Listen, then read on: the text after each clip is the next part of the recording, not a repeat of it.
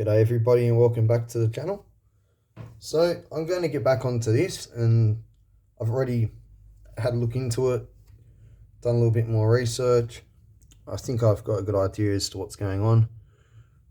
In terms of the oscillation thing, with both channels hooked up at the same time, I don't think there's any wiring problem between the channels. I think what it is just all the long lines going back to the power, and then the fact that the channels have a problem. So what's happening is one channel starts up and either the top side or the bottom side tries to turn on, and then the bottom side tries to turn on to compensate. And at the same time as that does that, the other side probably does the opposite thing because of the dip in the power rails from the opposite channel, and it's a vicious cycle. So it's basically power line oscillation from two loads trying to start up at almost the same time is another way of explaining it. That's what I think's going on. Now, I've been thinking about what I can do here. Now, I'm not too sure with the input stage. The thing is, there's a couple of things that I need to go over here, but with a complementary feedback input stage, your input resistance can go up, like to 100k even, on the feedback and input side. I've left it low for now because that's something I was going to look into later on. But the other thing is the input transistor, it only has a few hundred microamps through it, whereas the feedback transistor's got a few milliamps through it. So you get more gain, and you can use higher resistances. I don't have higher resistances, so I'm wondering if that is affecting it, having too much maybe input bias current to the bases, if that's ruining it. The other thing is I was thinking about making the making the current source transistor a bit bigger so I can turn the current up a bit more. But I don't think that's my actual problem. It could be, but I reckon there is enough drive out of there. I think the VAS is loading it down too much. So I think I'm going to have to turn the VAS current source up more to get more gain. But there's something else I've been looking at, and I want to show you guys this too. Actually, on a third note, I was looking into this, and the input stage that I've designed, not what just the blameless amp has, where it's got shared current sources and even no current mirror or a very simple current mirror at the bottom.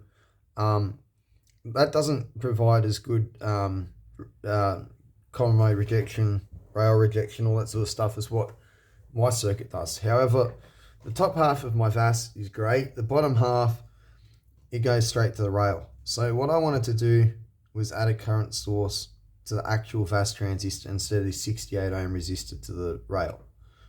I'm not going to do that right now. I'm going to get it working first. But I've got this list of upgrades which I've changed, and I was talking about adding regulation or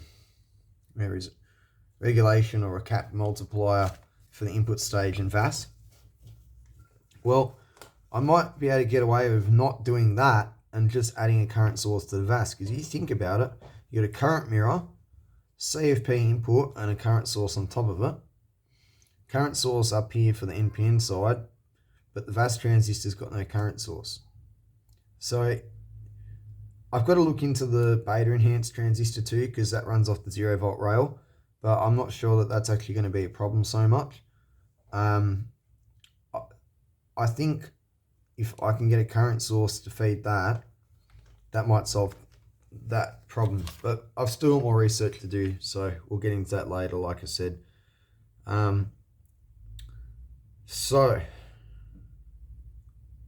Before I dig into this, some of the upgrades that I was planning on doing to this have changed, because as I've been working on it, I've come to notice nuances and quirks of the circuit, and it's changed my criteria, things I want to upgrade. So VAS current source, possibly regulation, VB cap multiplier for the VAS input stage, maybe that and the current source, or just one of the two. Still want current source references, external, DC protection, VU meters, maybe a diode string snubber, still got to look into that. The input and feedback capacitors, I want to eventually upgrade to film. I can do that by decreasing the values heap. See, because I've got the CFP input, all the resistor values can be increased heaps, which means the capacitor values can be decreased heaps, which means then they can be upgraded to film. So I want to compare the difference of lower resistance, crappier caps, higher resistance, better caps, because I got a feeling the high resistance might have its own problems as well. So that's why I want to research that. And then last but not least, that 1.4 meg across C2, does it have any effect at all, or a different resistance with the way the feedback's done? Anyway, none of that applies to now, but I still want to fill you in because I had a different list here before, and like I said, as I've been working on it, I've got to know it quite well, and you know, things have changed. But anyway, I'll move this off to the side. We're going to start looking at the beta enhanced transistor for the VAS. Now at the moment I'm using an 845, KSC 1845. 10 microamps, it's got 316 HFE. At 1 milliamp, it's only got 70. And at 10 milliamps, it's got like 14. The 3200s I wanted to use that weren't genuine. I have genuine ones now.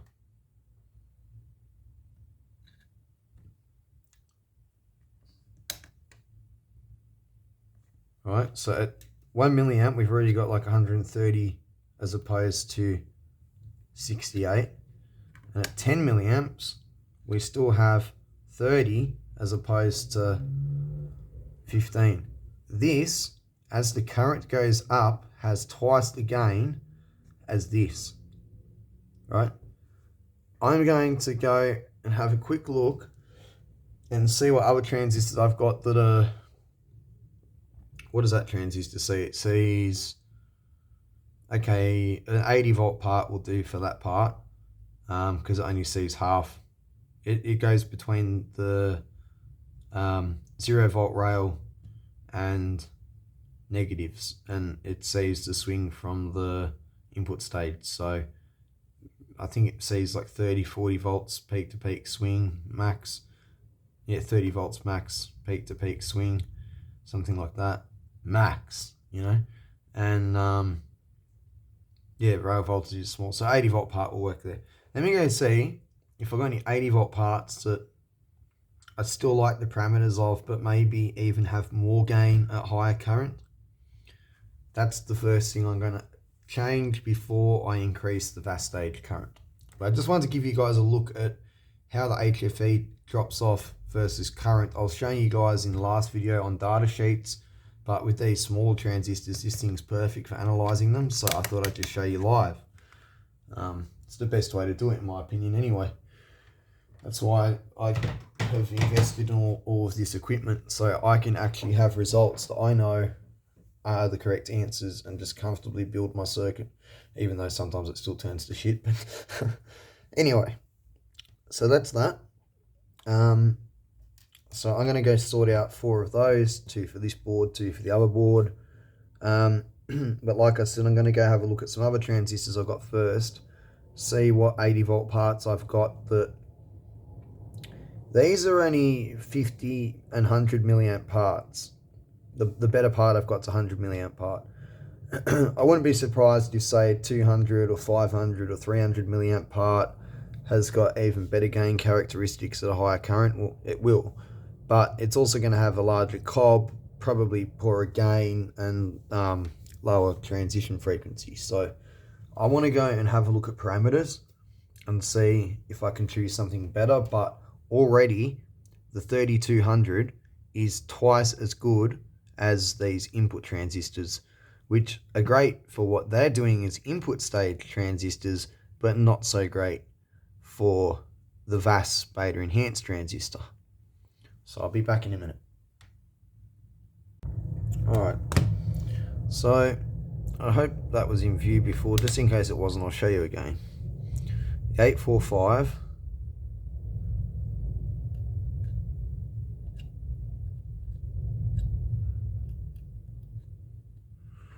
Right, 10 milliamps, 1 milliamp, 10 microamps, 1 milliamp, 10 milliamps.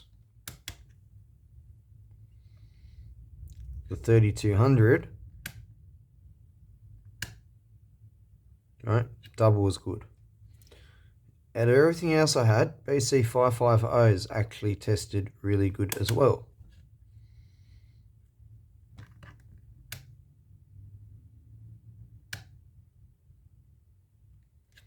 It's about 45 at 10 milliamps. What's this?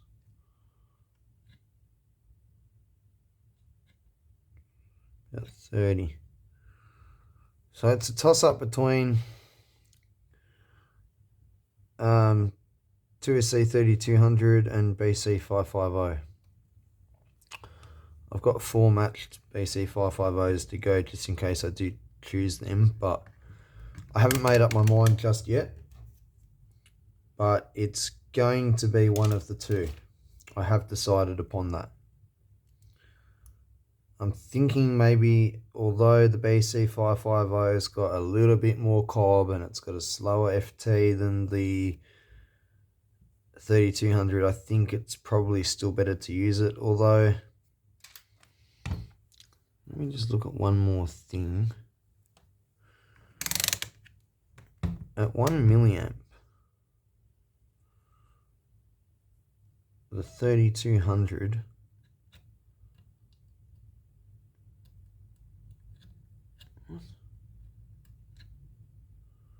135, the 550 202. Yeah, they're pretty close. Once they get into the milliamp range, 10 milliamps, 550, 3200.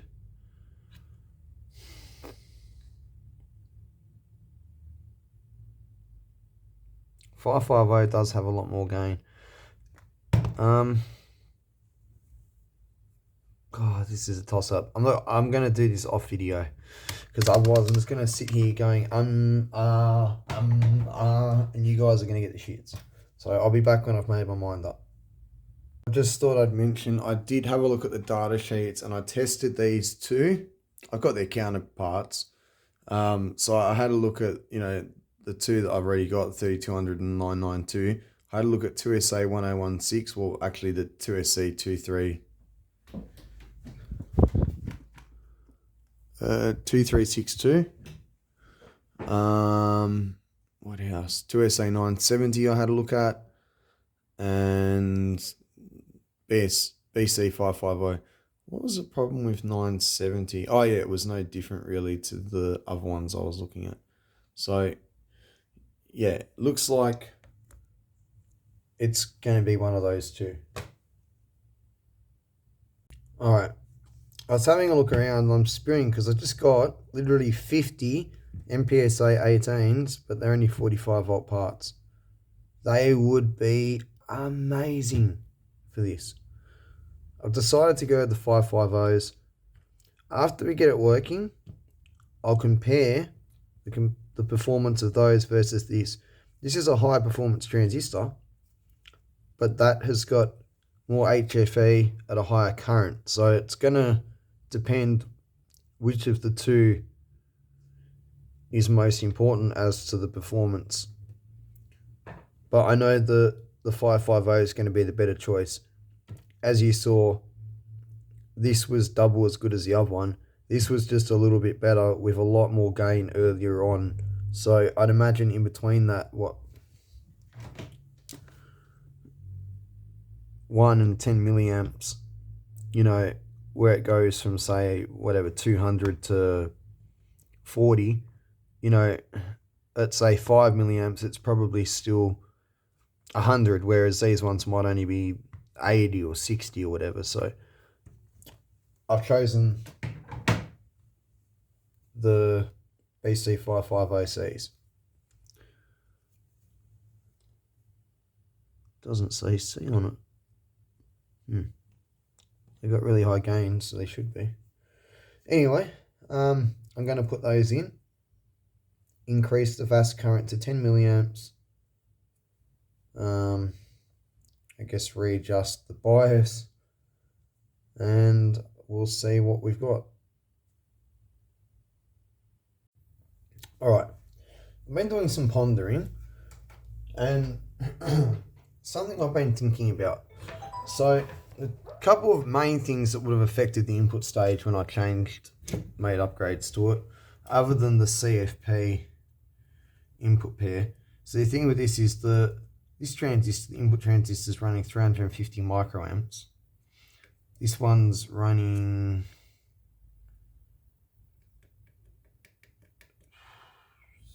2.5 milliamps. And if I change that 2.2K resistor to say 1K, this will have 700 microamps. Or would it be 1.4? 1.4.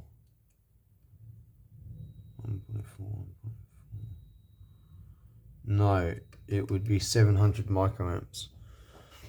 That would have the rest. What I'm wondering,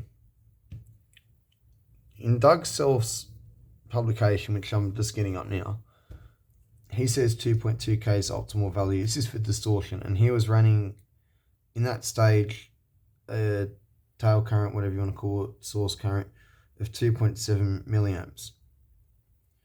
Now, at 2.7 milliamps, that gets 300 microamps. I'm running 3 milliamps, so we've got about 350 microamps there. That's what I'm saying. My first question is, if I reduce this resistor to 1K, so here's the thing, with a higher resistance going to the collector of this transistor, it's going to have more gain. However, with a higher resistance, I'm not quite sure how this circuit works. Does the feedback transistor take over the heavy lifting then and provide the current? Because if so, then it's not a problem. But what I'm thinking is, if this still supplies the current, via that 2K2 resistor to the output stage, and this is feedback, there'd be bugger all current supplied. So, yeah, I'm a little confused about that. The only thing I can think of doing is leave the output stage bias shorted, lift the 2K2 input resistor, or no, the feedback resistor, and then measure the current off of each leg. With their, what do you call it, collector and bases still connected, so they're still, you know what I'm trying to say. I don't even know if this is going to work, but I might not do that just yet. It's just a theory I've got. So what I'm trying to work out is how I can come up with a way of seeing how much current the input stage can source. The only way I can think of doing that, there was a way of doing it. I think if I tie negative feedback to 0 volt and then put offset on the right side, I can get it in the middle and then run a signal through it and see how much gain there is. And then I can put that into a current meter to the 0 volt rail and see how many milliamps it provides whilst looking on the scope. I'll have to load it down with various resistances. Maybe we'll use that load box. So that was the first thing I was going to look at. Before I even dig into giving this more current and changing this transistor. If it turns out to be more of a problem with the input stage, I will still upgrade this transistor, but I'll put that really nice 3200 in there instead of the 550, because the 3200 is a better transistor. And to be honest, it's double as good as the one that's in there. That one's maybe double as good again. So even one's an upgrade, that's just a better upgrade, but it's worse in some other ways in terms of, so the thing is with this transistor, it's got higher capacitance on its base, it's got a larger junction, high power dissipation, all that sort of stuff. So it could potentially load down the stage before. It's also got a lower FT because of the cob. So I'm worried that with frequency, it's going to load that down more. So I'm really trying to work out what to do here. So I think the first thing to do is to isolate the input stage. Why's my soldering iron not on? Isolate the input stage on one channel.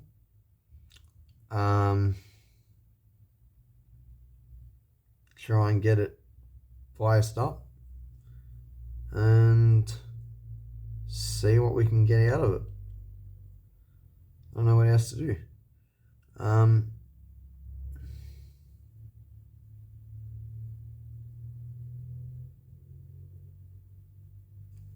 Actually, I've got another idea.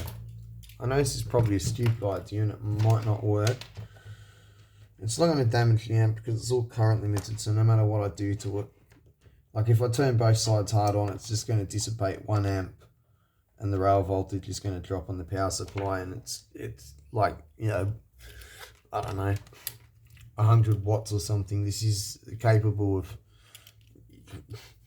for 5 minutes, each channel could do 500 watts RMS. So, you know, and then it's going to heat up a couple minutes and then 250. So it's not going to pop, you know. And I mean, you have seen what I've been doing to it, hearing the relays and the power supply ticking, seeing it's not going to pop. That's why I've got it set up like this, so that, because I knew that it was going to be like this. When I discovered problems, I know amps well enough to know that if there's instability problems, they just randomly swing to rails, bias can go crazy, all sorts of shit can happen, both sides can turn on at the same time, and that's what's been happening, a mixture of all those things. So that's why I've only got 4700 mic caps, because if you do the math on that and the quiescent current draw just without the bias, they're pretty much always drained, and then the power supply is limited, so there's no peak current in Rush, and it's limited at the same time. That way I can't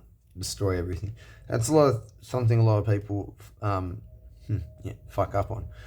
They'll put a huge capacitor bank and then limit their power supply, but the capacitor bank's stored up and it can discharge, you know, hundreds of amps, and then they get a short and they wonder why the transistor popped when their power supply is set at 500 milliamps. Well, that 500 milliamps charged that capacitor bank up and it was able to dissipate, you know, ridiculous peak current. So just bear that in mind, guys, if you're not, you know, if you're learning. I'm not trying to take the piss out of people who are experienced, of course.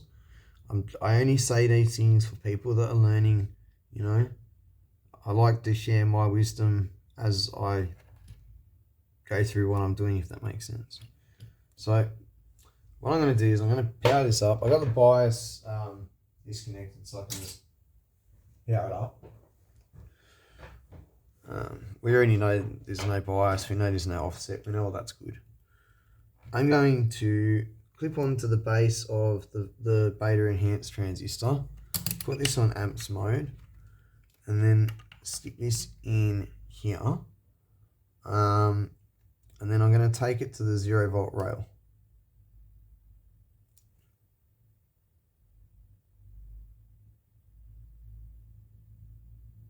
Okay, I didn't think about that.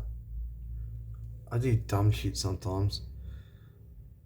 I did not disconnect the feedback and tie it to ground first, and I've just fucking driven that transistor hard on. Yeah, that should be fine, but wait, what did I just smoke? Was it the transistor or the...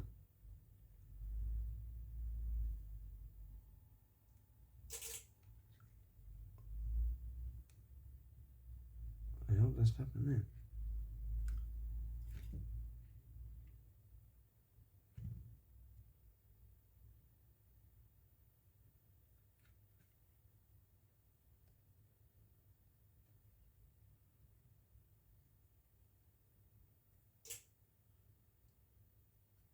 Oh, I see. Alright,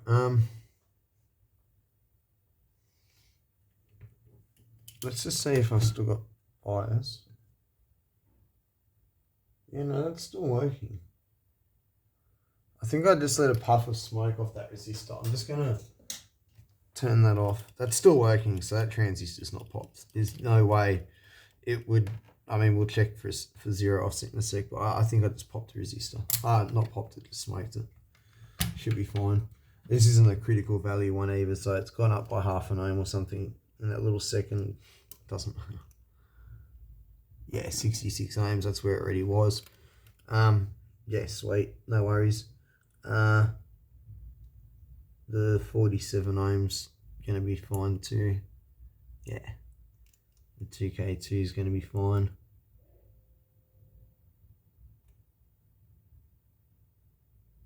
That's just got voltage on it. Goes to the rail. Yeah, so that's all good. Never mind. I shouldn't have done that, but anyway, it's not too late.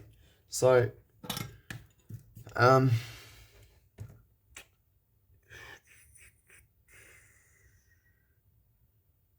this could have been an easier way of doing this.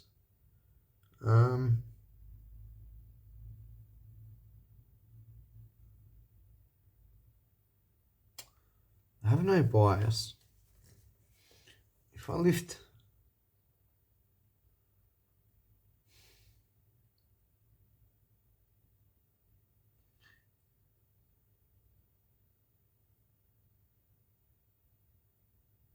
I'm gonna lift this off of here, isolating that from its power source, and then I'm gonna lift one end of this 47 ohm resistor. Alright. That transistor is now isolated by one pin. Now, I can have a look. Oh, I don't want to smoke the 2K2 resistor. Hold on, let me think about this. Because now it's got no negative side drive.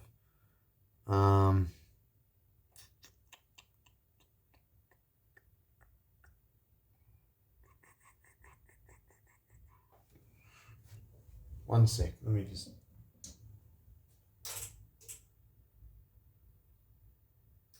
Yeah. That's what's going to happen.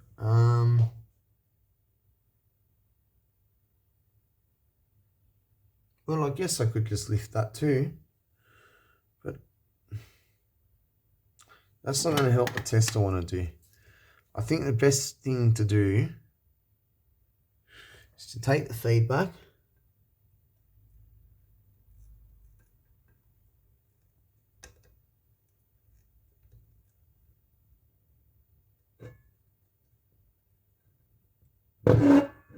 Jeez, the mass on here.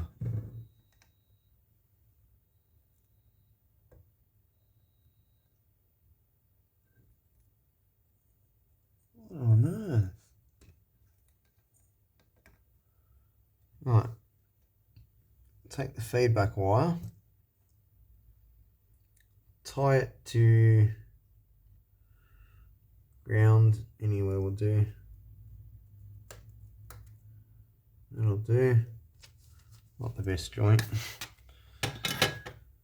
Alright, let me just power this up again and see if that still gets hot.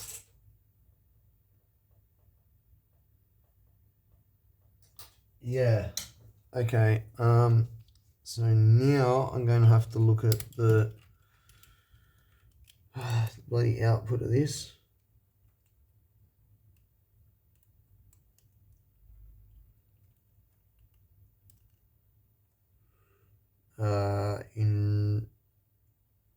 I see that resistor to get smoked.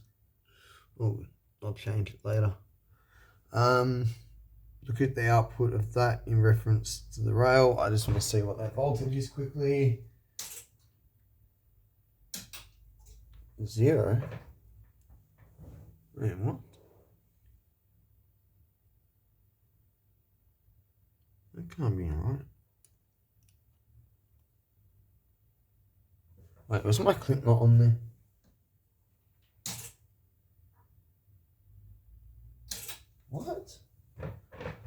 Hold on a sec. That's an NPN transistor. Wait, it's been driven from ground.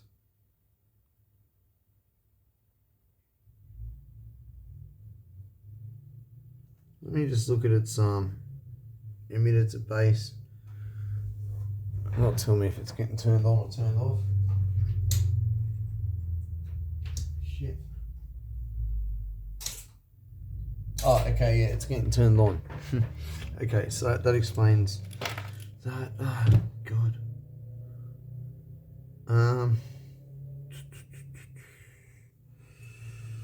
I guess that was fruitless. I'll leave that up because that might get hot. I'll put that back down.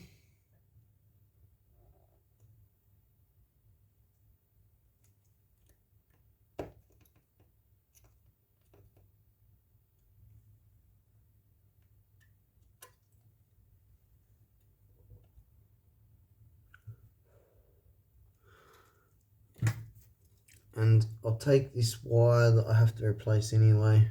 Where's my tweezers? Off of here. Off the current mirror from the input stage. Now, let me just verify that transistor's not still passing current for some reason.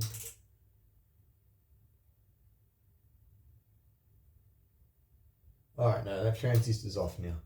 I just wanted to make sure. Oh wait, what am I saying? It's driven as a freaking Darlington. It's hung off the neck of the 0-volt rail. It's, yeah, with nothing on its base. It's got to be turned off. I was thinking about transistors turned around the other way.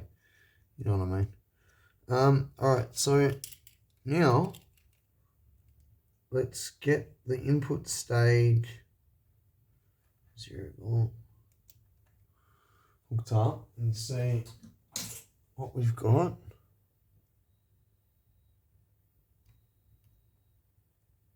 Yeah, that's more like it.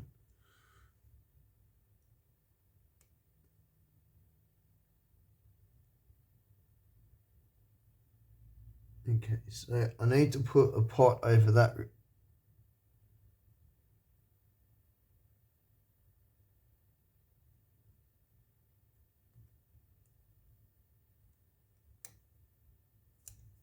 What?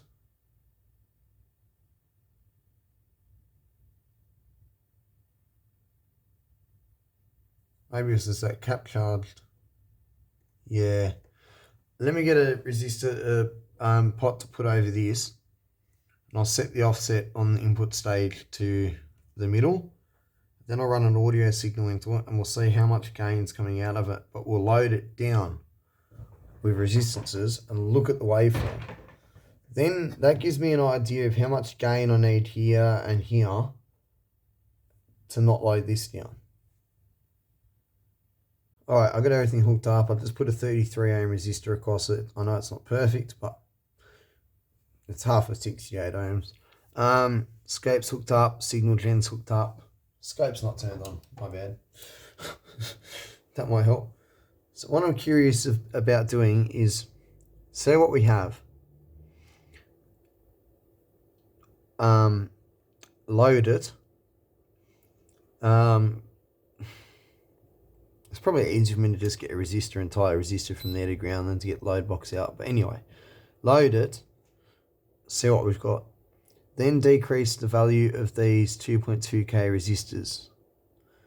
See what we've got, right? Does something improve? Does it get worse? What happens?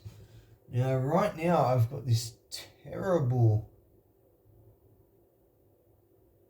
waveform on my scope. It is, oh Jesus, wow. I have to show you guys this. We have oscillation at the input stage. Let me see if I can track down where that's getting sourced from. Yeah, okay, never mind. It's just noise leaking through from the function gen. All goods. Now I know why I've seen interlaced stuff. Alright, I'm going to turn this on 5 millivolts peak to peak, 1 kilohertz.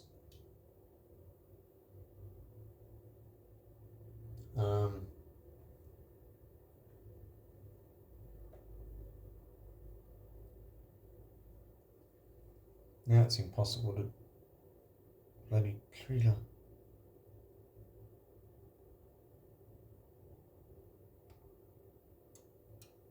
I'm getting there.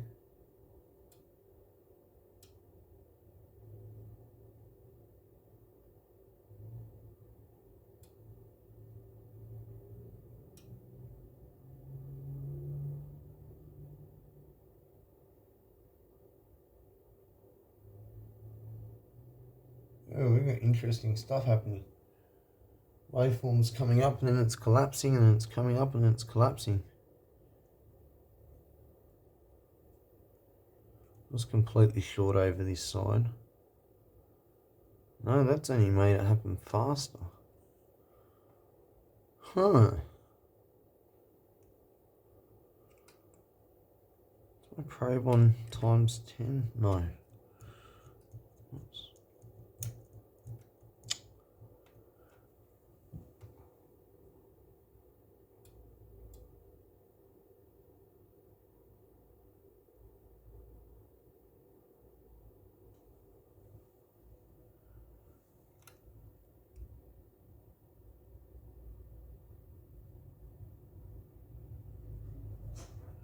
That's odd. That is very odd.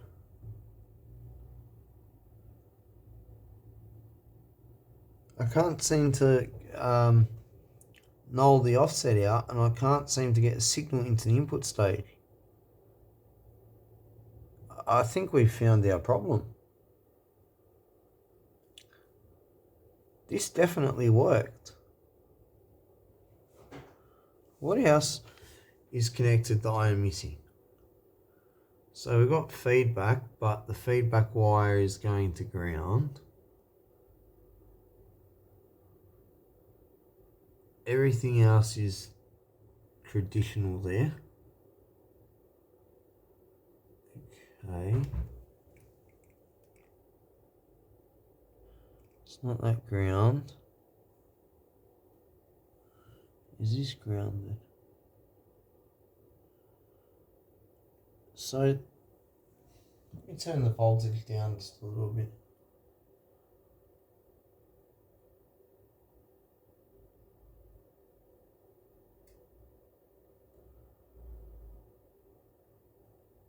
Wow. No, this is unstable as. What on earth?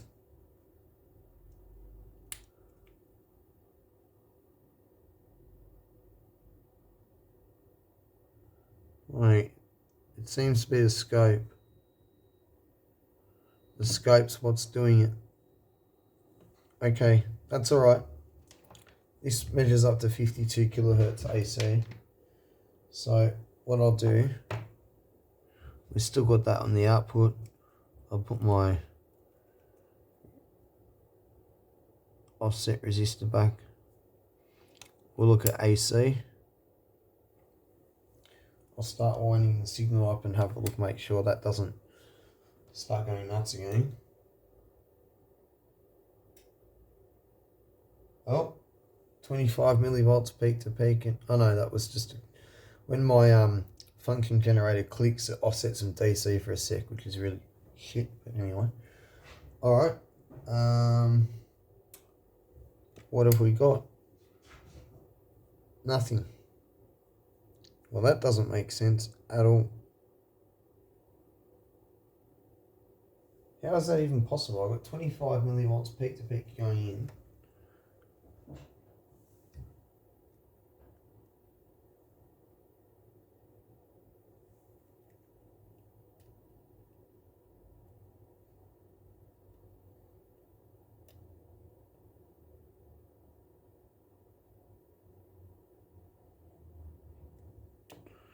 Not sure it's making proper contact.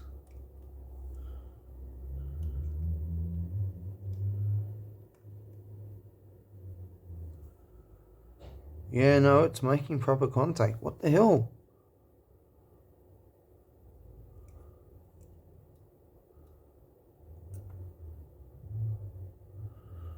My input stage has just stopped working.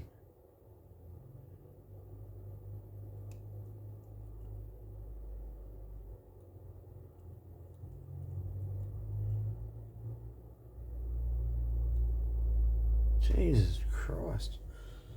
No wonder it's gone ballistic. So I'm pumping in 48 millivolts peak to peak, and I've got 28 millivolts coming out. I mean, where's all my gain on the input stage gone? It's not even loaded down.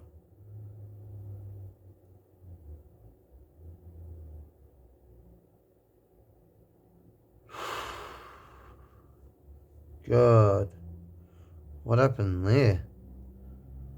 I don't even know where to start. Let me see if I can get the scope on it somehow, some way. Maybe if I hook my ground onto that ground.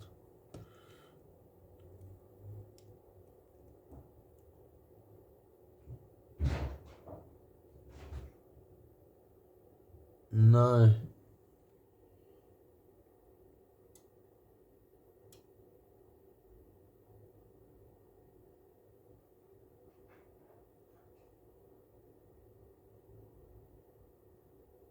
According to the scope, I'm getting like 600 volt peak to peak waves, which is obviously impossible. I don't know what on earth is going on here. This is absolutely ballistic. The fact that I can't even get the input stage to work now. Bloody hell. You've got to be kidding me.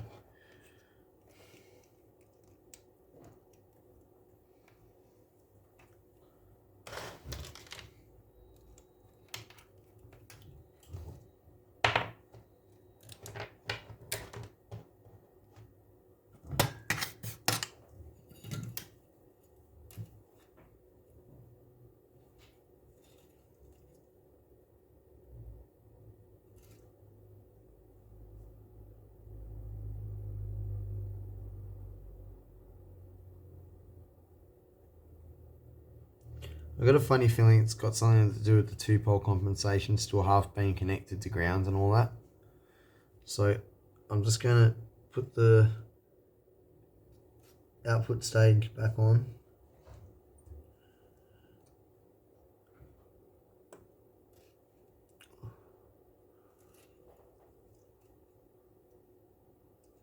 He says for the 100th time.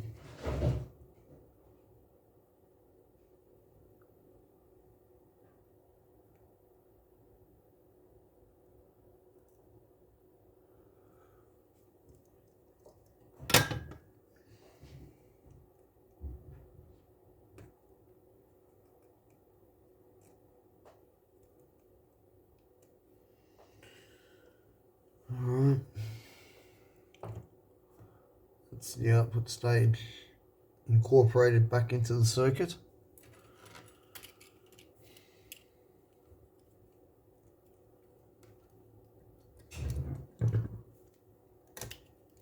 We'll just look at the output and go to ground to make sure there's no offset.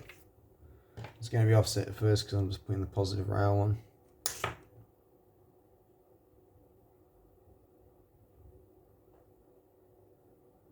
Oh, I didn't think about that. Shit, I'm hoping you just fry something. That was probably the capacitors charging up. Let me turn my power supplies off so that when I turn them on they slowly ramp up instead of bang. Let's just wait for that to drop so that we don't have transistors turned on. As soon as it gets below about 400 millivolts, I'll hit the power supply.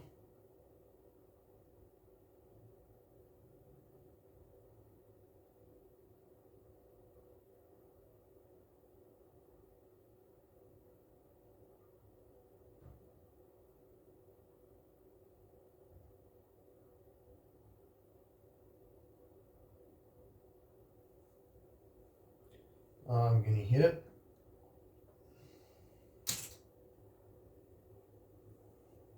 You gotta be shitting me.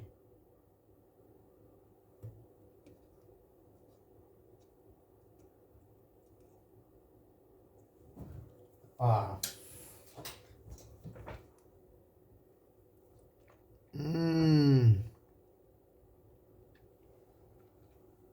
You've got to be shitting me. I just blew the thing up when I connected the power to it like that. I can't believe I did that. I just burnt my finger too. Fuck. Oh, you got to be kidding me. Why would I do that? Fuck. Fuck. I just can't get a break. This is bullshit.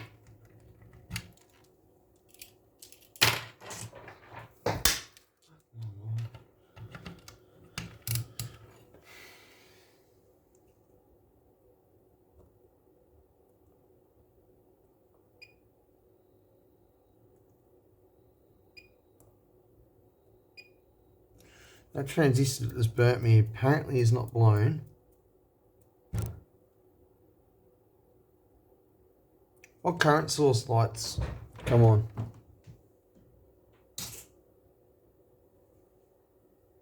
Both? What?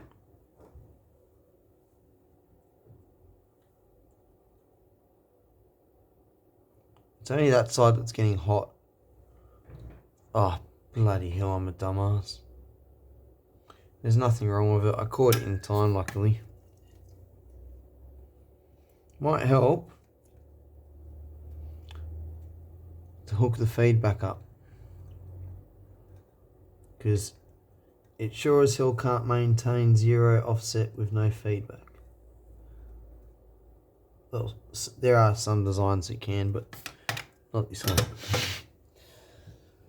Oh, goodness. Let's hope my rugged ass design is still alive. It is a rugged design. It should survive, but I don't want to be too optimistic after what I just did. That was silly. So I've got everything set up so if I turn the supplies on, no matter what, it can't blow up. But ramming peak current into it, yeah, no, not good. Well, that's a bloody miracle. That right there, that is a miracle. I am one happy man.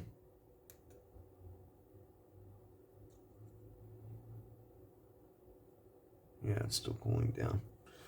Alright. So,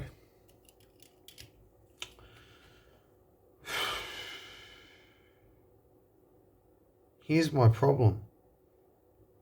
I can't for the life of me work out how I'm going to get this worked out. Alright, you know what we're going to have to do? We're going to signal back over.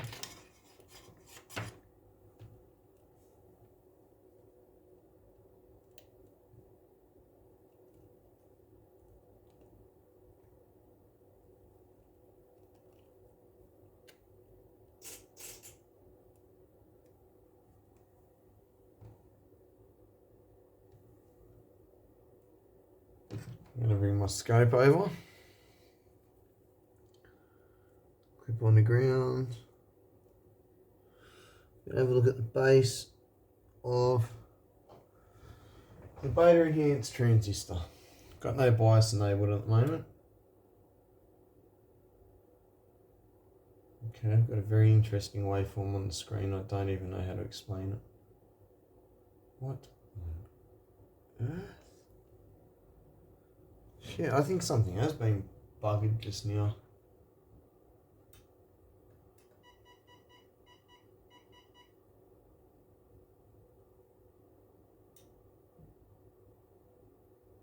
Unless that's just because I got no bias. Let me just put the bias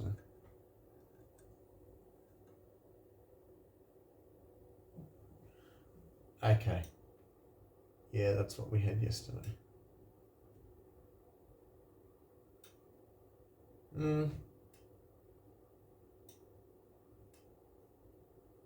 I'm going to have a look at that at some different points.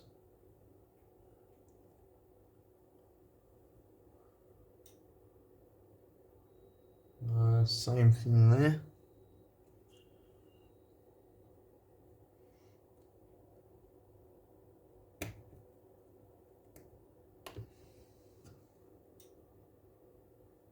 Same thing there, just a bit smaller. So that tells me that that stage is loading down the stage before too much. So I need to increase that current source.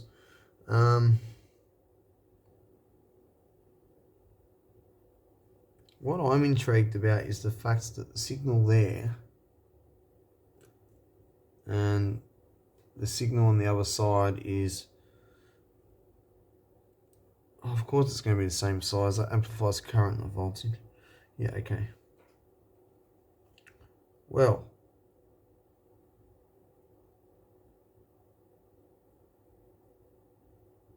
maybe. I mean, look, I can look at what's on the screen. I can turn it down. Very small. It looks like a sine wave, and then it just starts going nuts. I mean, nuts.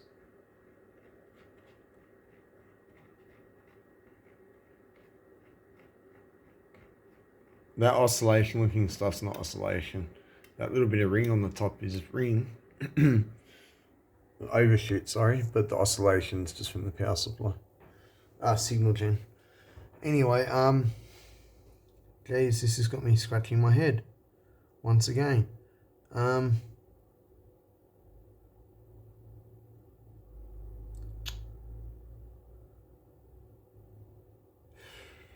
could try and increase the current source by holding a resistor over it and seeing if that waveform gets any bigger or smaller.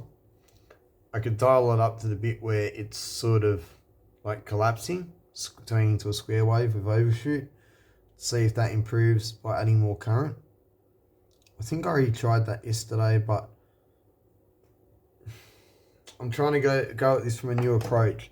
Yesterday I was trying to work out the VAS and stuff like that. I thought I'll start at the input, move to the VAS, because I've got a funny feeling it's a mixture of both, and from what I've just seen, I think there's something funky with the input. Alright, this is actually quite interesting. I literally have left this thing running for so long with the BIOS open on one side. When I say so long, 2 hours, hour and a half. And instead of running away all the way up to like 20 millivolts, it's only at 6.3. It should be at 4. Oh, that resistor's been bent over. It should be 4. But I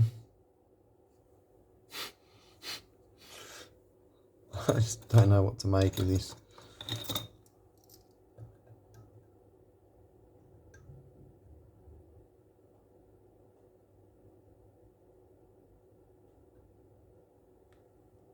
Alright. Still adjustable. Let me just work out what that would be.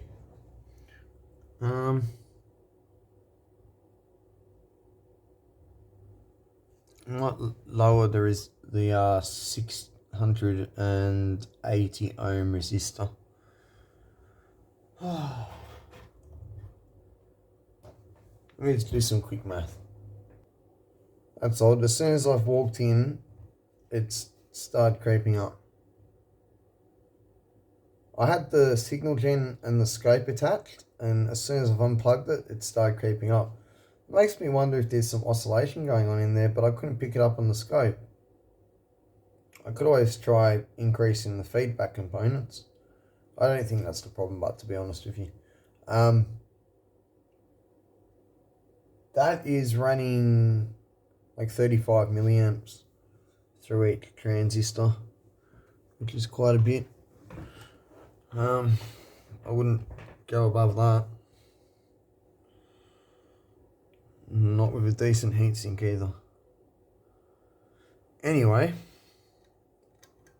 that's not what we're here for. when I say I'm going to adjust the bias, I'm not going to adjust it now because I've still got to sort all this crap out.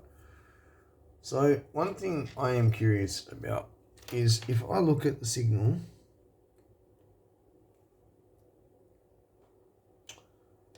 should have left this over here.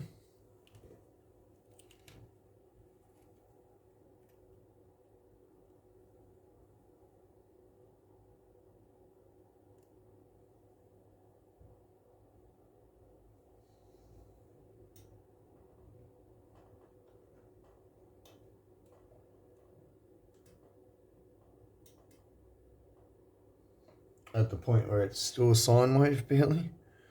What happens if I close my bias? Okay, here we go. So with no bias, it looks like that.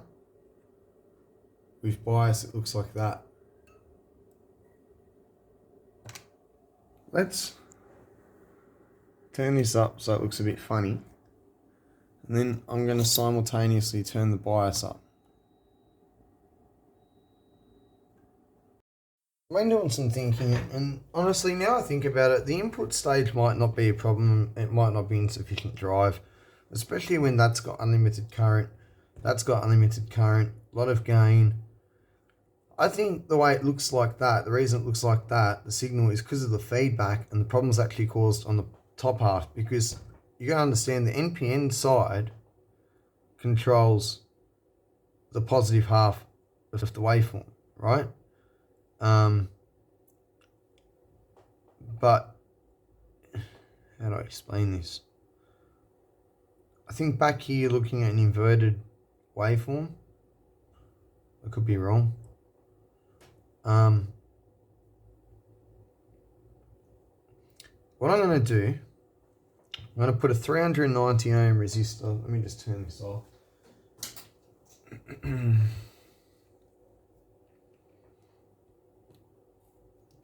These transistors are for this board. Those parts, because I'm still tinkering with the values, I haven't put them in the bag for the other board, but the little standoff boards and the heat sinks and the other things are in the bag ready. What I'm going to do,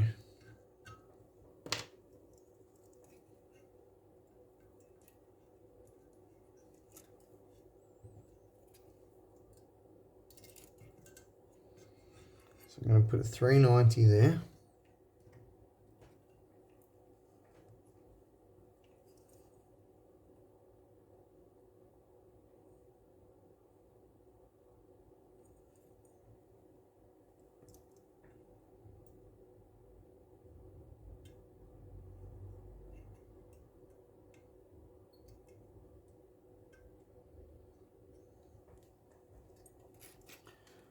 I'm going to take this, I'm going to leave that cap bent over.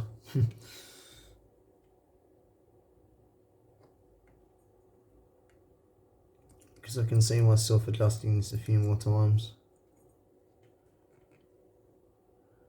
I'm going to take this resistor out.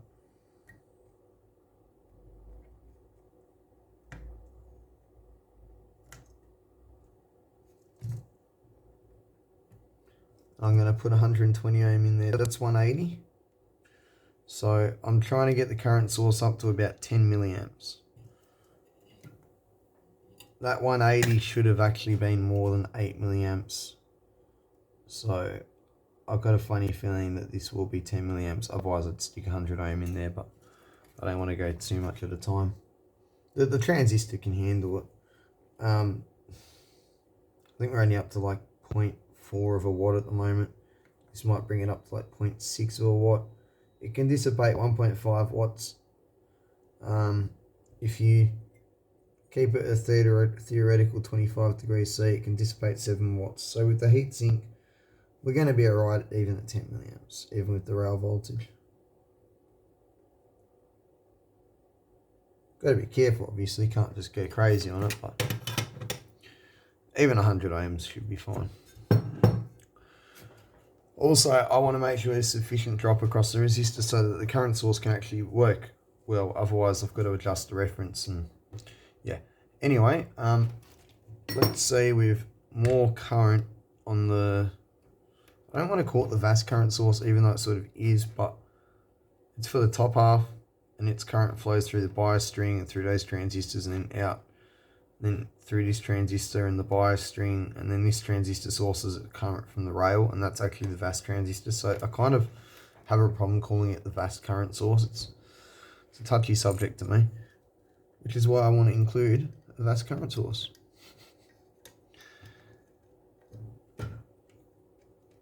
Alright, so I just want to look at what the bias is going to be. I've decreased the resistor on the bias and increased that, so it should be the same or nothing. I'll short over it just to power up, just in case it is insane.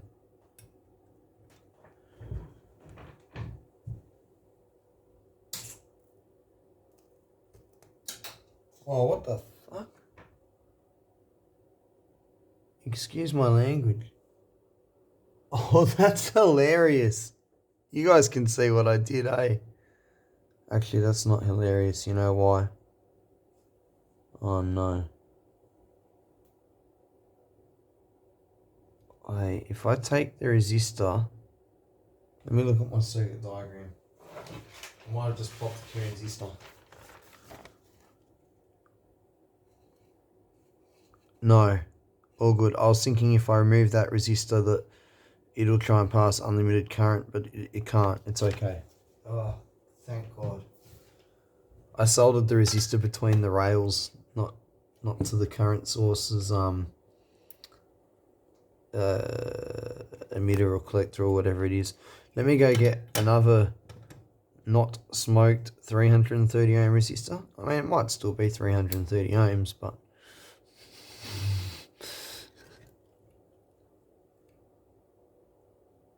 yeah, no, 1.8k. Anyone need a 1.8k resistor? Ah, it smells like burnt resistor. What was that? That was 390 ohm, wasn't it? No. Oh. Sorry, that was 120 ohm. Yes, 120. Alright. 120 ohm resistor. Take two. Could have been worse. Could have been much worse. I didn't get back over here, I just heard the fizzling and I was like, oh no. Power.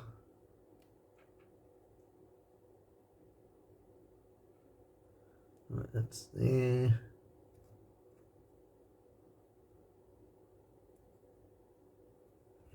That's there. Alright, now the resistor's in the right spot. Let's have a look at offset.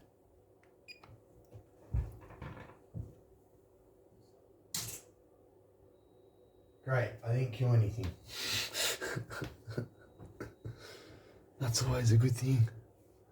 Oh, well, we're not looking at offset, we're looking at bias current, but no, everything's fine. Alright, let's see what we've got. Oh, shit. Okay. That extra couple of milliamps has made a lot of a difference. Let's see what we actually have on our VAS current source now.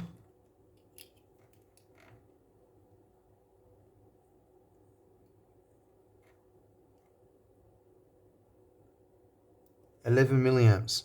Like I said, it should have been, yeah, I'm happy with that. It's probably 12 milliamps, but that's fine. I'm happy with that. I just want to make sure there's a sufficient volt drop across that resistor, like at least 1 point something volts. I like at least a double VBE drop across one. Yeah. I can't complain about that at all. That's how you design a good current source, ladies and gentlemen.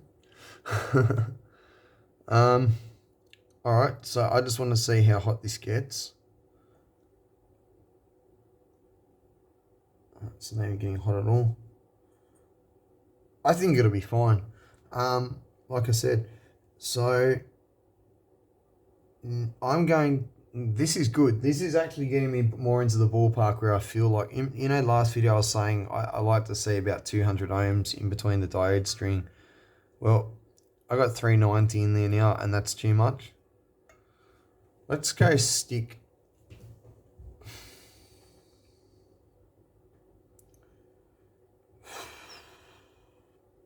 I'm going to stick 200 ohms in there.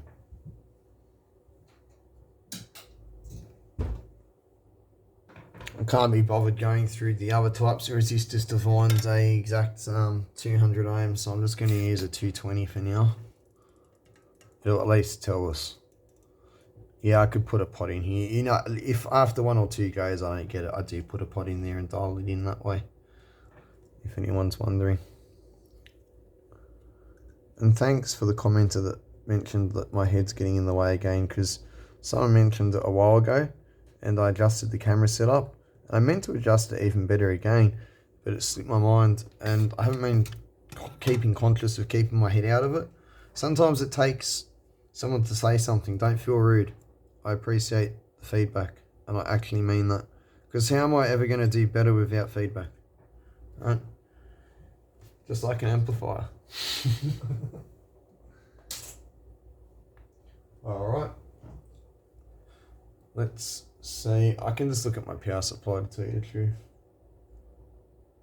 Okay, that's actually roughly where we were before. That should be about, I'm going to say 7.5 millivolts.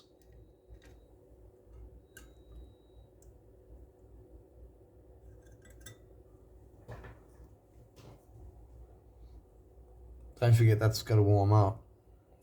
So I'm pretty damn close. What sort of range do I get now with 220 ohms? I mean, I'm still going to have adjustment range.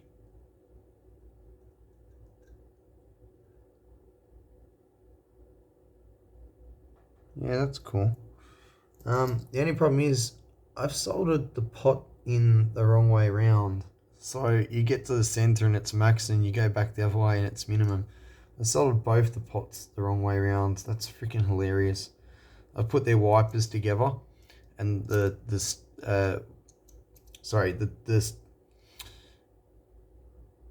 tracks together, and the wiper is the other terminal. It should be track to wiper, so if it goes open, you've still got, yeah, anyway. I'll sort that out. Wow, is that already stabilized?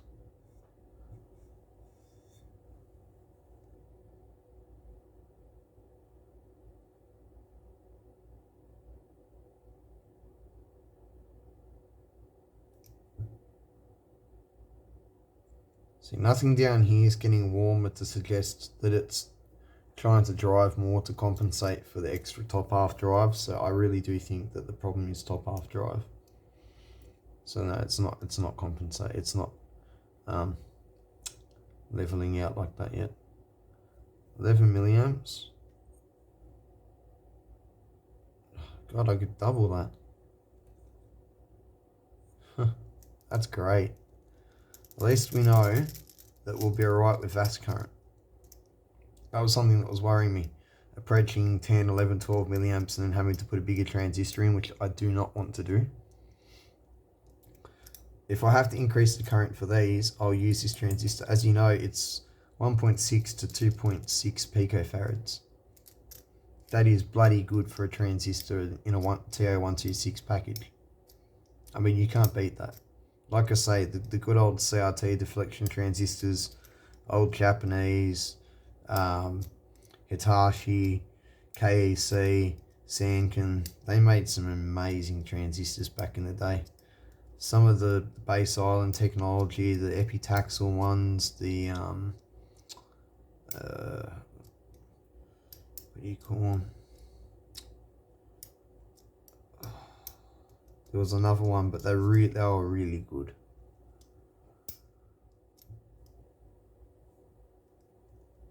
Well, I'm going to have a quick look now. Again. Oh, it seems my clip broke off.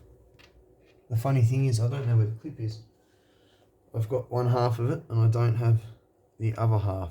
And no, it's not clipped onto the bias. It's just gone.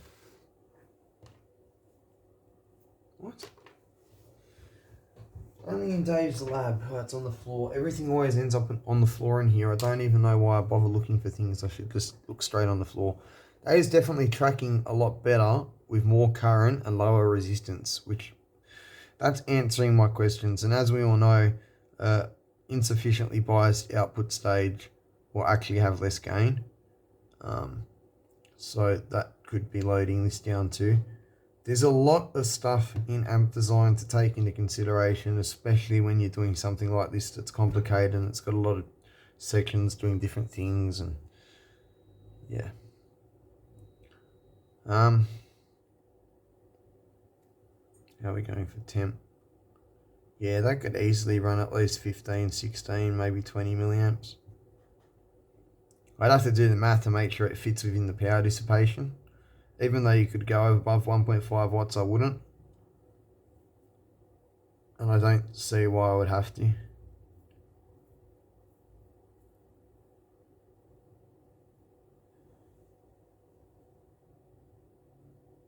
Drive transistors are cool.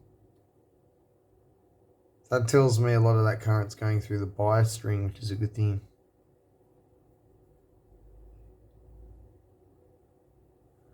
Can I just have a quick look at that? What is going through the bias string? 9 milliamps.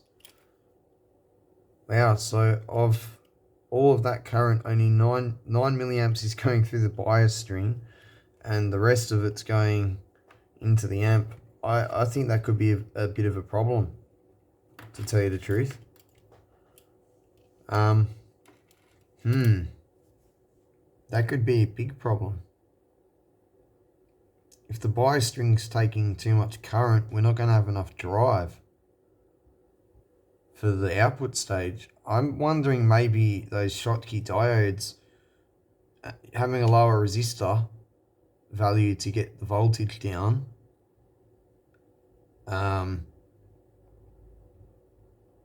Oh no, the Schottkys are making the voltage lower. What am I saying? Not higher. No, it's not them. I wonder why I've got so much current flowing into the bias network compared to the amp. I wonder if that potentially changes under load with a signal driving into it. Maybe as the driver transistors pull more current, it diverts it away from the bias. I'm not too sure. And it sort of self-biases itself by that point anyway. We're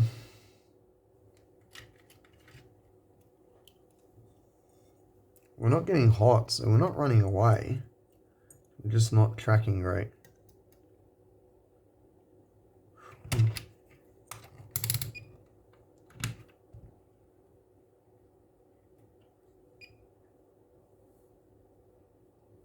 Okay.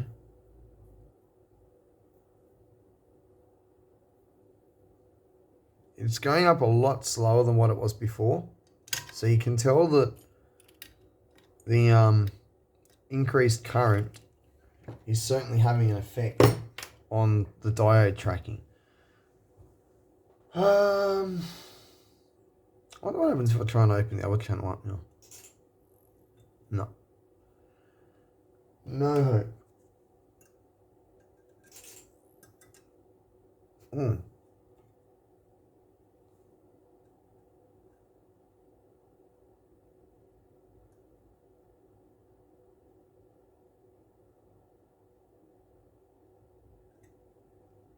Bias gets a bit carried away. Anyway, so I'm going to again stick a signal in. I want to see how much more gain, if any, we've got, and you know how collapsed looking that signal looks. Is there a difference now?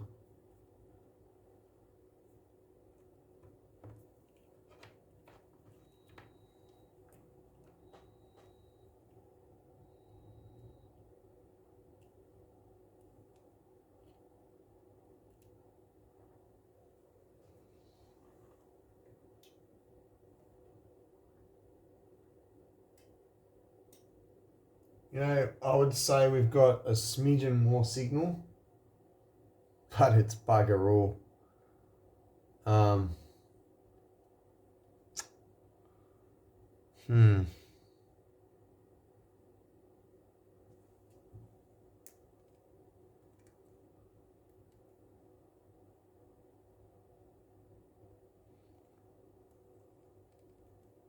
Well, it's not diminished on the other side of the beta enhanced transistor, which tells me that that transistor is not being loaded down.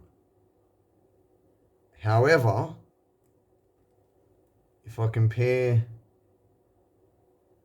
that to... Oh, no, it's actually the same. Okay, that's good. Okay. So our input stage is fine, and all our bottom half drive there is actually working fine. I had a feeling it was, and here's why. It has to hold the rails steady. It controls offset. If it didn't have enough drive to fight over the top half, it wouldn't be able to hold it to zero, if you get what I'm saying.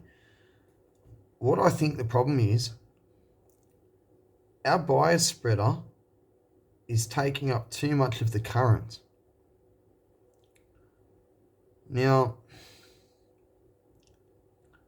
the other thing I'm wondering, there's these two 430 ohm resistors.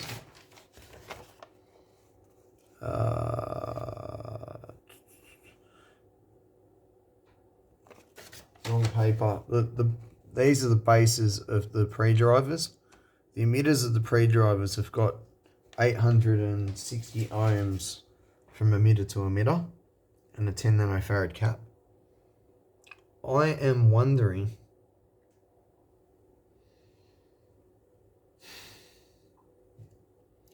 should I drastically increase that resistance? That bias is running away. I'm going to turn this off.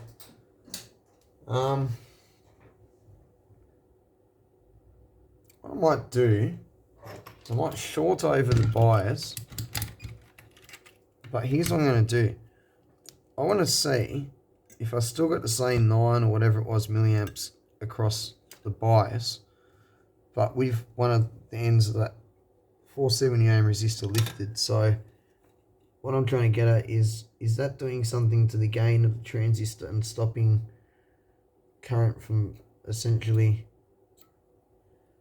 the transistor doing its job, putting it into the next state? I don't know, it would be dumping in the resistor. It's probably not going to make a difference. Let's see. Okay, that's just trying to draw epic current. What was on the 11? That's the whole amount. Okay, well, that's good. So that means that the 100 ohm resistors across the bases of the outputs, the drivers are handling that with their gain. No problem at all. However, our 430 ohm resistors across the bases of these transistors, they are taking, in my opinion, too much gain. I don't know. I really don't know. It's a hard call. I'm going to put it back for now. I only saw a 2 milliamp difference. In my mind, that's not much.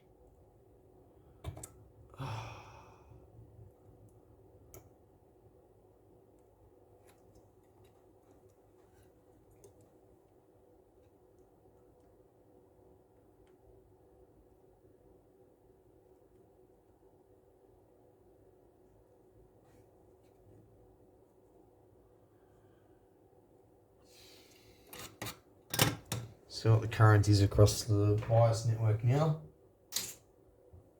Still 11 milliamps. Okay, so, oh no, 9. Yeah, right, even 8 slowly drops.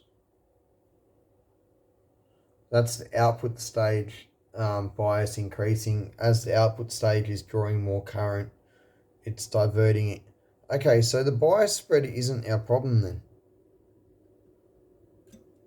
Because if that was the case, that wouldn't be happening. God. This is actually doing my head in. I'm having a really hard time working out what the hell is going on here. Jeez.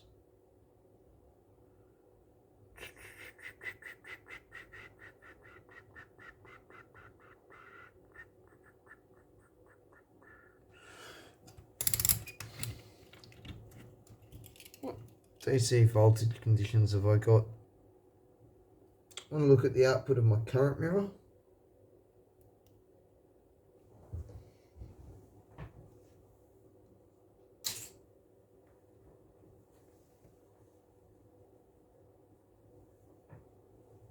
So that's about right.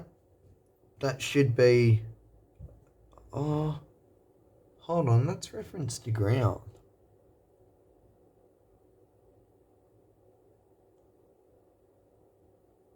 Yeah, that should be a couple of volts off of the rail. Yep, that's correct.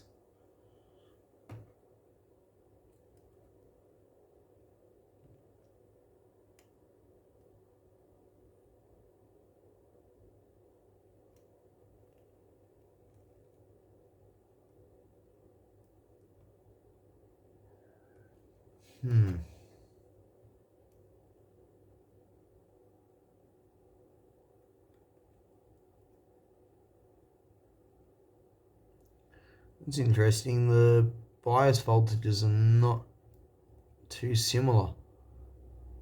Top half's 2.32 volts. The bottom side is 1.765.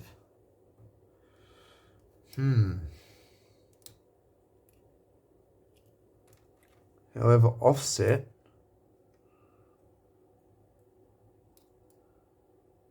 is 0.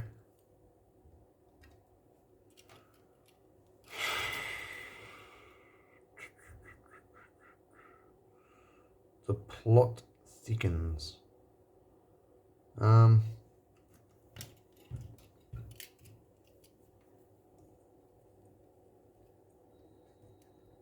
Most confusing problem I've ever had to deal with. What adjustment range do I get here? So I would get double it if I orientate the pot right. Okay, so I don't need to change the pot or that. I'm going to put a 100 ohm resistor there instead of 120 ohm resistor. I might even put something smaller, 75 ohms. Oh my god. Ow. Oh, I've got 82 ohms. Yeah, I'll put a couple of an 82 ohm resistor across that and we'll see what we've got for bias. Here's the thing that is starting to confuse me, or should I say concern me. The more VAS current, the more current through the bias string, and it's getting to the point where I'm going to have no resistors in the middle and I'm going to have to start. I mean, I've already got two Schottky diodes with a smaller voltage drop. Almost no resistance in the middle. It's almost going to end up being just diodes, and then it's going to get to the point that I'll increase the current more and I'll have to use less diodes, and then if I did that, I'd lose my temperature coefficient for the transistors that need to be compensated for. So yeah, it's kind of concerning me. And I've seen people build a blameless style amp, which this is not far off of, with diode biasing. So yeah, I'm stumped. Can't deny that. Oh well. I'll try and increase this current a little bit more.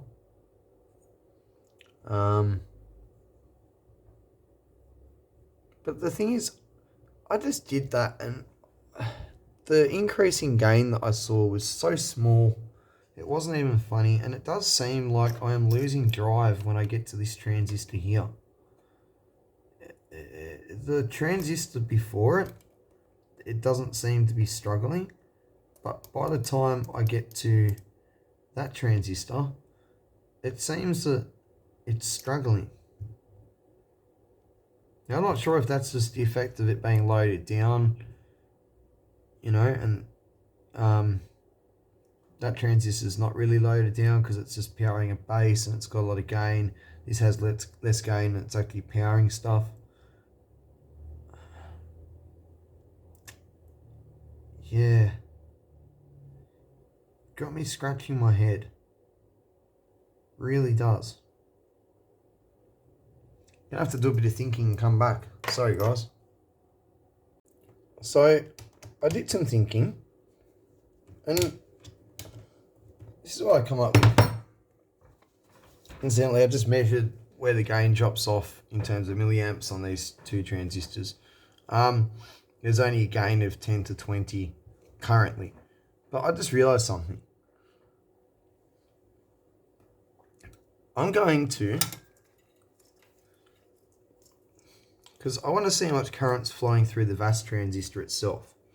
So I'm going to take its resistor to the rail, lift it,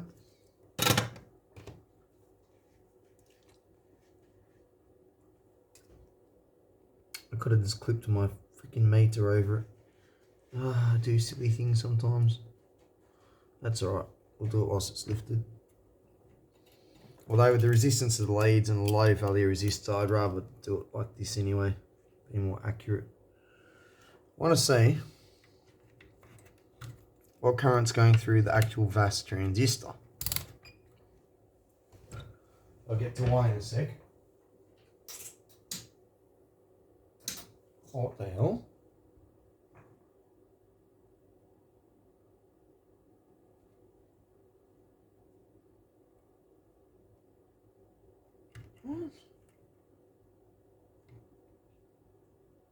What have I done now?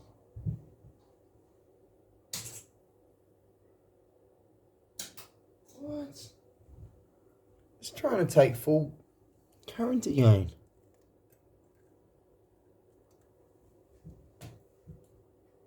Can you move, please? Oh, that's better. No. Alright, turn the bias back off. So with the bias off is 9 milliamps there. Moving on. Well, yeah, it's stable. 7.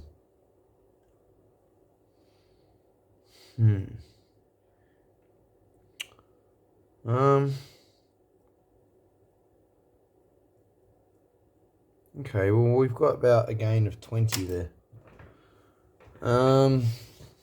HFE I'm talking about. Let's put that resistor back down to ground. Sorry, it's a negative.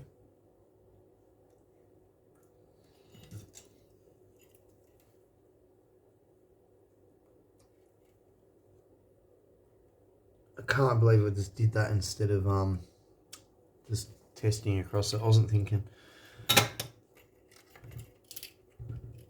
I want to know,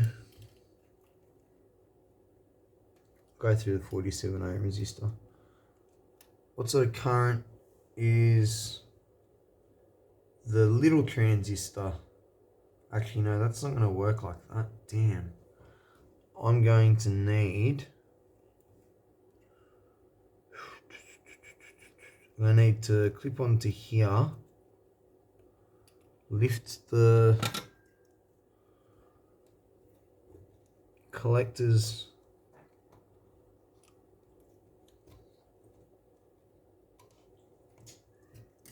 wire to ground.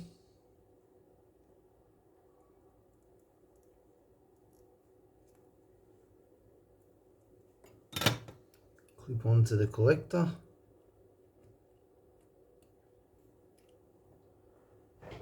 and we'll see what sort of current's flowing through there. If this will start up.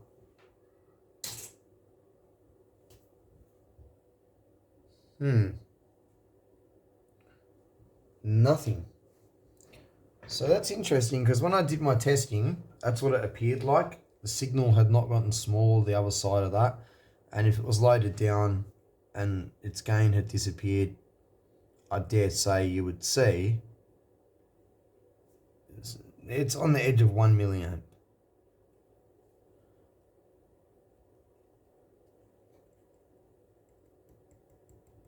Even doing stuff to it's not. Yeah, I'm not seeing any more current than 1 milliamp.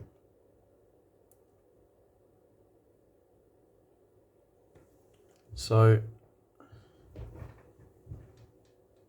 that's interesting, because it would appear that I don't think I need to put the BC550 in there. If this is already only like a milliamp and I make it double as good by putting the 3200 in there, that'll be fine. I'm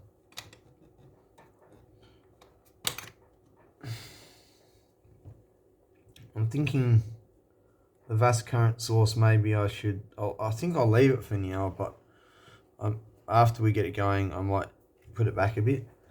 I'm going back to looking at the input stage again. I know I'm going in circles here, but I'm genuinely confused. I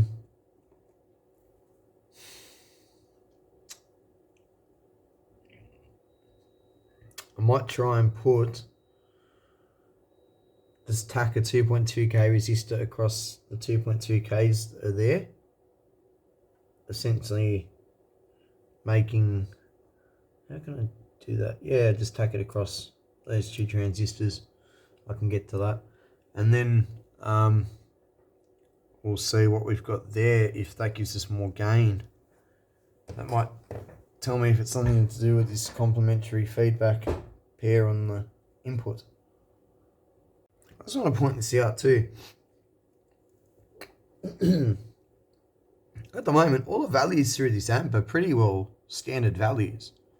You know, 200 ohms across the bases of the output devices, about a K across the bases of the pre-drivers. The drivers. The bias string, the VAS current source, the current through the input stage, the resistor values to the current. Everything's basically like almost textbook.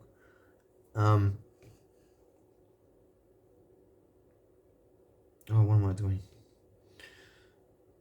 Yeah, it's got me confused. This should just work.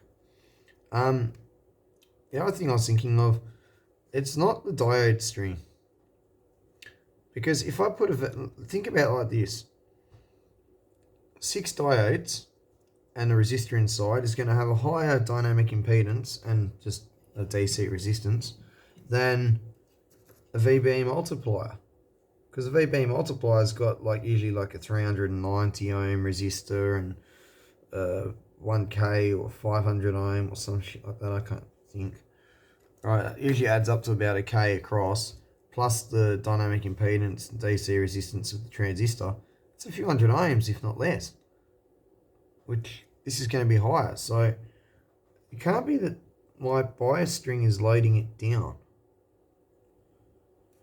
The more I think about this, the more confusing it gets, because everything that usually would cause this sort of problem isn't what is causing the problem, if that makes sense.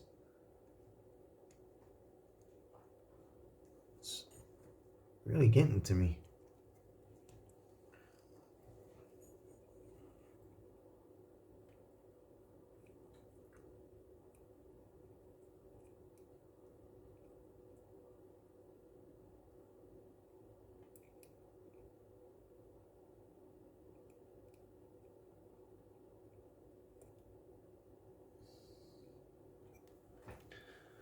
Right, we've got about 1.1k now.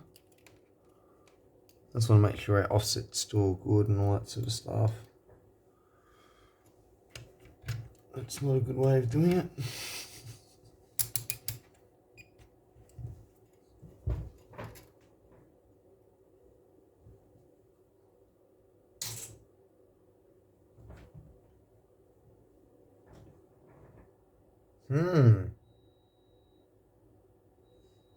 Well, that ruined it.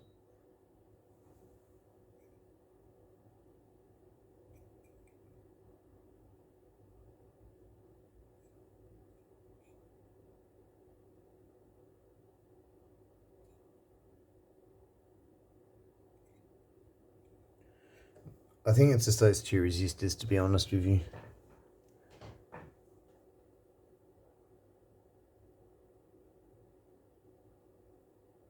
Anyway, let's ignore that for now. Let's see if I can get more signal out the input stage and it doesn't look as messed up or not. That would tell us if this has got anything to do with it.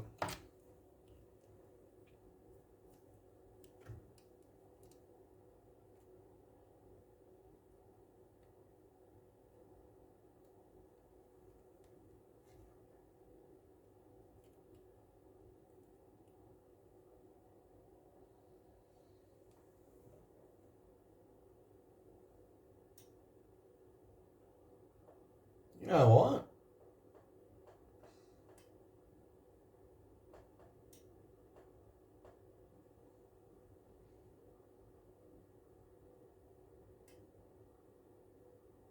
No, it's exactly the same. It has not changed at all. I've got exactly 1.74 volts RMS before it gets dirty. And that is exactly what I had with the 2K2s in there. So it's not that. And all that did was bugger up the offset because obviously the 2K2 resistors either muck up the ratio or the resistors themselves are not close in tolerance. Jeez, man. I'm literally running out of ideas. I mean, like,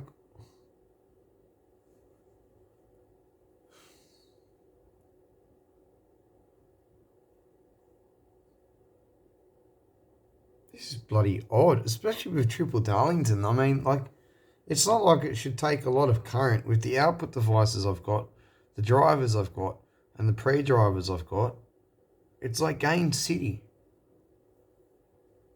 I just don't get it. Something is just not making sense.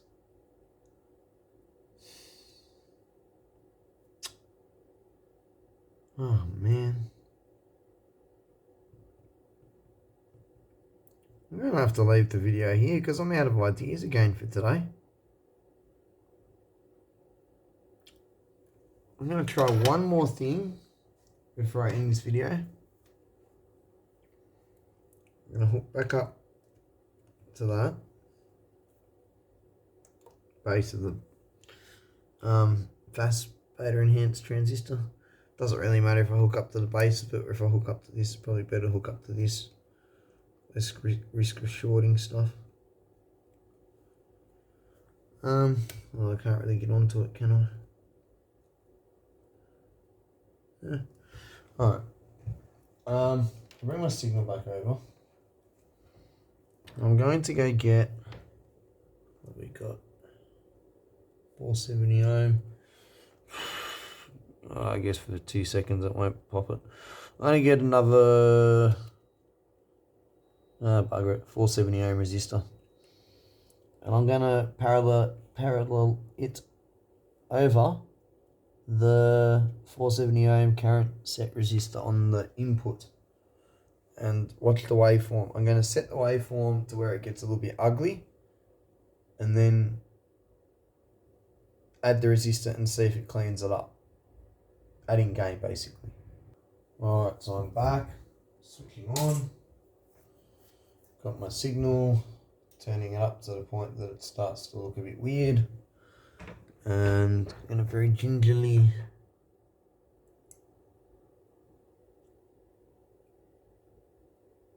wow, it actually got really freaking weird. Was it just me touching? No. Hold on. Hey. Oh, I gotta show you guys this.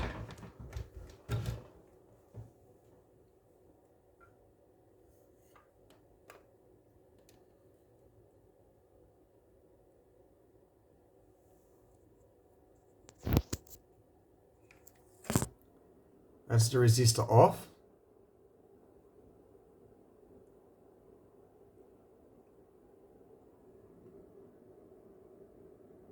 That's with it on. That's crazy. So that's quite interesting to me. Let me just... The transistor's not about to pop, is it? No.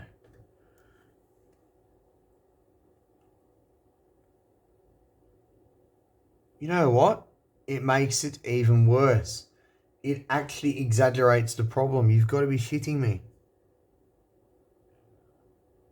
I think somehow my input stage needs less current. Less. Well, by that logic, I've got 470 ohm current set resistor on there. Let's lift one end of it.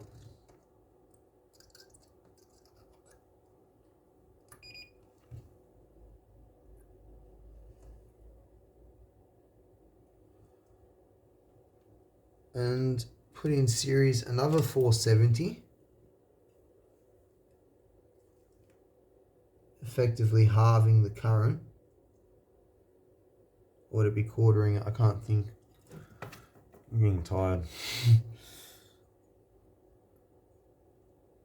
Either way, this should answer some questions.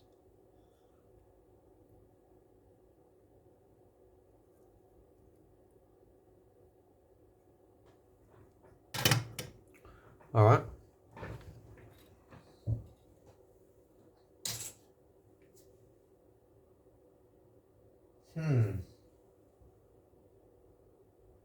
That's odd.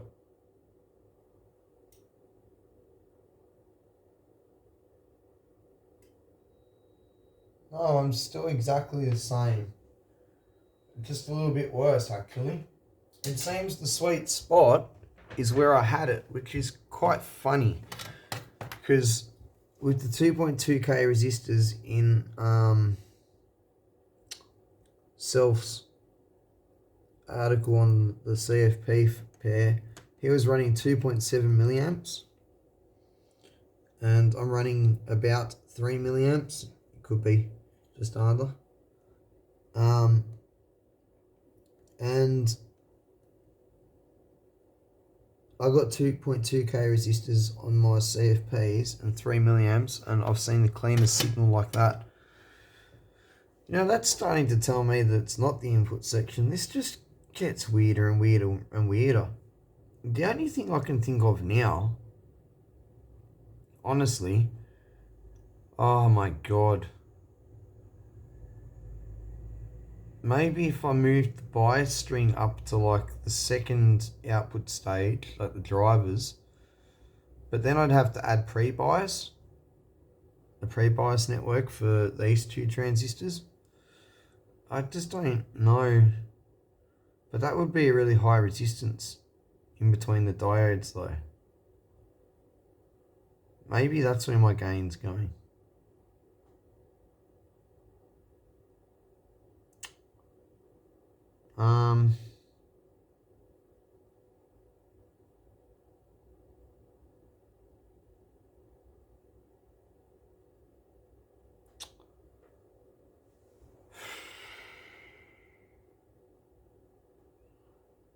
I think from here out, I think I'll put that C3200 in there.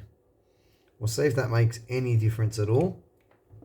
If not, I'm just going to leave it in there because that was the original one I wanted to put in there. But the reason I didn't put it in there is because the ones I had steel pins. I thought they were fake. It turns out they weren't. They were there's a few transistors getting made with steel pins. You'd be surprised. But they were the BL category, not the GR or BL. They were the low gain, not the high gain. And I've got the high gain ones now, so...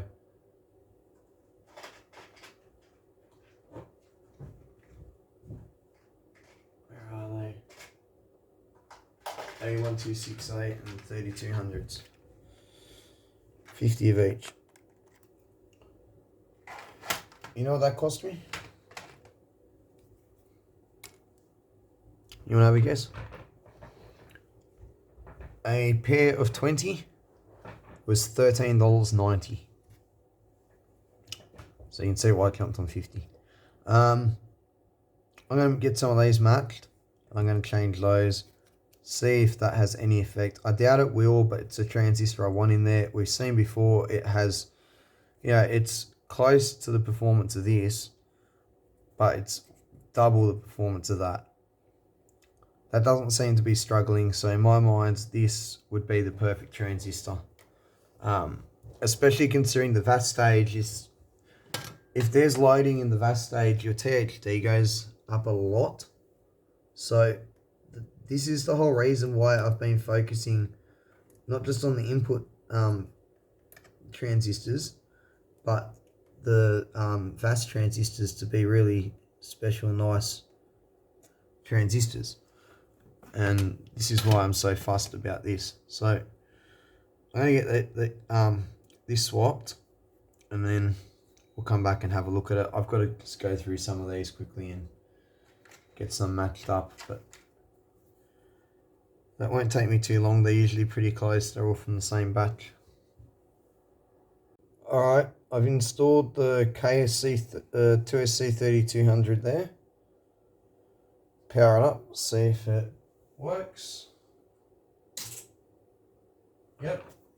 Stable power up. Have a quick look at offset.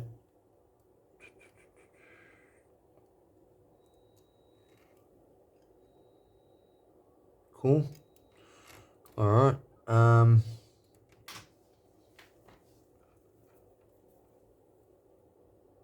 What sort of drive do I have now?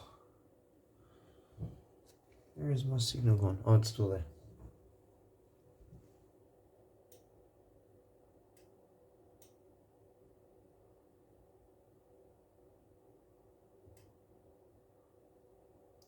Still exactly the same, 1.74 millivolts peak to peak.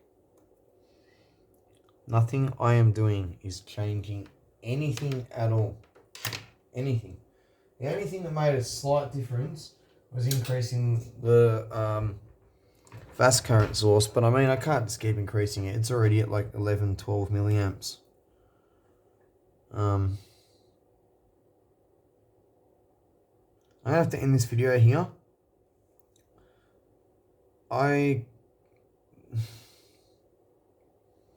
Honestly,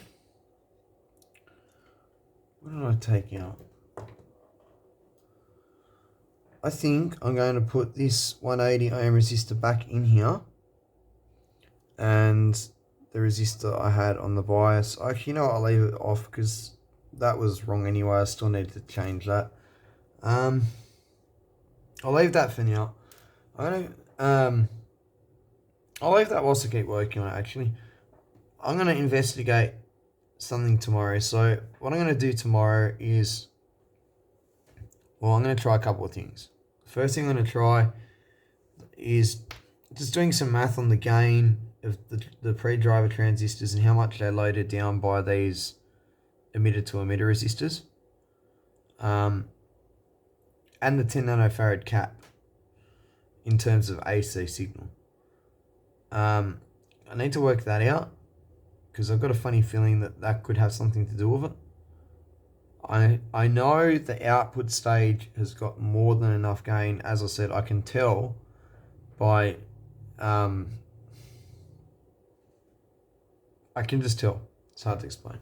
I worked this out before, but the output stage isn't loading it down. It almost seems like you could cut out the driver stage and just run the output stage directly off the FAS, which is why I think something's wrong in this driver stage, but I'm not sure.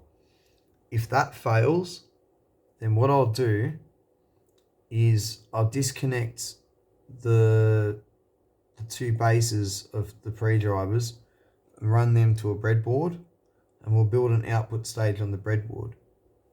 And I'll just keep adjusting and playing with things and seeing if that is, maybe it doesn't have enough current gain because it's loaded down with stuff and it's decreasing the beta of all the transistors and that's loading down this. I don't know. But, yeah. Anyway, it seems that we've worked out a lot of things that it isn't, and it seems that they are literally perfect as they are. Like that transistor running at 3 milliamps, the input section, the current mirror, all of this, the VAS, maybe give or take 2 milliamps. I think the problem's further down, but we'll see. I can't rule anything out yet because that's exactly how you start to not find your answers. So anyway, thanks for watching. If anyone's got any suggestions, like they've built this sort of amp and run into this sort of problem, leave it in the comment section because I'd be really keen to hear it, because it's not a problem I've run into before with amps. And when I breadboarded it, the only problem I had was a lack of gain, but that was like 10-20 volts of gain RMS I was getting. I was only complaining about 10 or 20 volts missing. Here I've got no gain and unstable bias and a few other things. It's the bias I'm not too worried about. I think I know what's going on with that. But the other problems, no, there's serious stuff that's not right. So yeah, anyway, thanks for watching, and I'll see you all soon. Take care. Just a little update to this video. I put the 180 ohm resistor back in. I'm going to leave that. I think it's fine.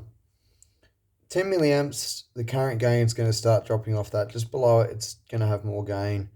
I've doubled the gain on that transistor. It seems like this circuit was already fine. I've just made it even better. I'm happy with 8-9 milliamps there, or 8 milliamps.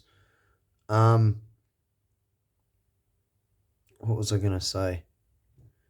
I put the 680 ohm resistor back on the bias,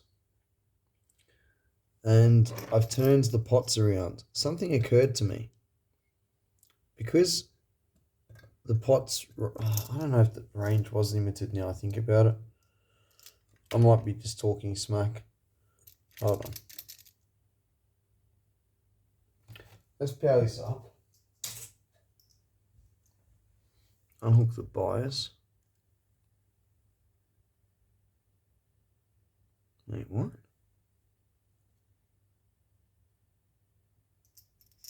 Ah. Yeah, that's where I screwed up. You know what? This might track perfectly. I'm going to set that pot to the middle. Same for the other one for now. Because you know what? Remember, I had this adjusted and it was at...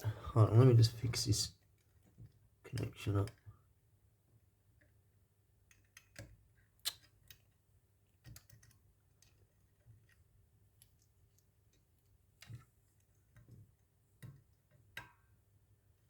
Really?